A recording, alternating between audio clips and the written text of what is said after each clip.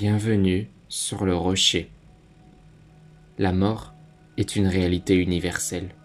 Personne ne peut y échapper. Peu importe l'âge, la culture ou le parcours, un jour, chaque être humain y sera confronté. Et pourtant, malgré cette certitude, une question demeure. Une question profonde, peut-être même la plus importante de toutes. Que se passe-t-il après la mort? Est-ce la fin de tout?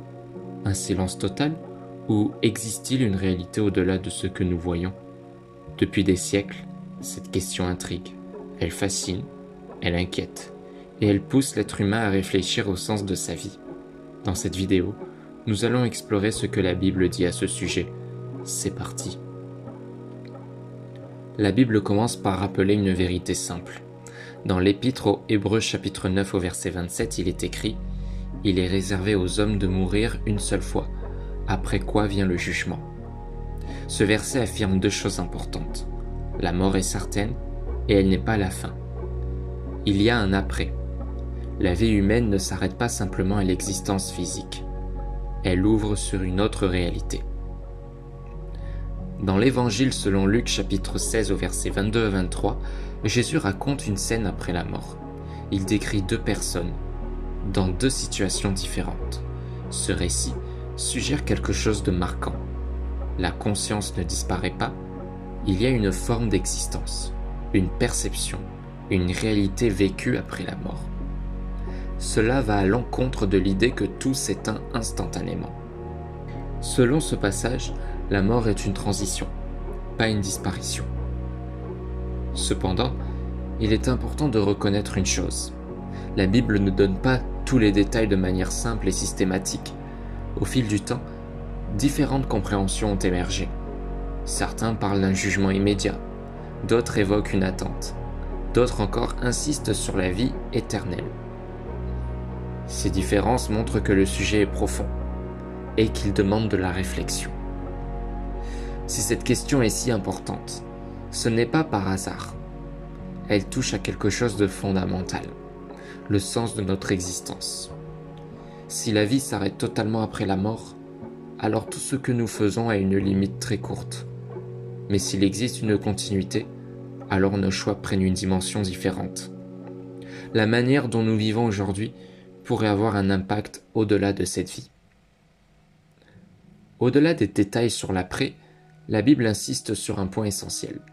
Elle ne cherche pas seulement à satisfaire la curiosité, elle cherche à orienter la vie. Elle rappelle que nos choix ont du poids, que notre manière de vivre compte et que notre relation avec Dieu est centrale. La question de la mort devient alors une invitation à réfléchir au présent. Finalement, cette réflexion nous ramène à une question plus intime. Pas seulement que se passe-t-il après la mort, mais comment est-ce que je vis aujourd'hui? Car si la vie a une suite, alors chaque décision, chaque valeur, chaque direction prend une importance particulière. Il faut aussi reconnaître que la mort reste un mystère. Personne ne peut en parler, uniquement par expérience personnelle. Mais la Bible propose une perspective, pas seulement une inquiétude, mais aussi une espérance. L'idée que la vie ne se limite pas à ce que nous voyons, qu'il existe quelque chose au-delà. Que se passe-t-il après la mort? La Bible ne présente pas la mort comme une fin totale, mais comme une transition, une réalité suivie d'une autre.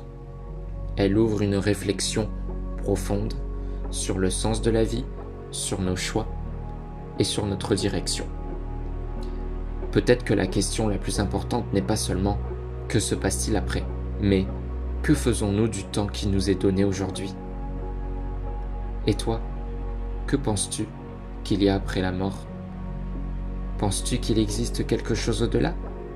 Ou que tout s'arrête ici? Partage ton point de vue avec respect dans les commentaires. Sur le rocher, nous explorons des questions profondes sur la vie, la foi et le sens de l'existence. Si ce type de réflexion t'intéresse, pense à t'abonner pour ne pas manquer les prochaines vidéos. À très vite sur le rocher. Prends soin de toi.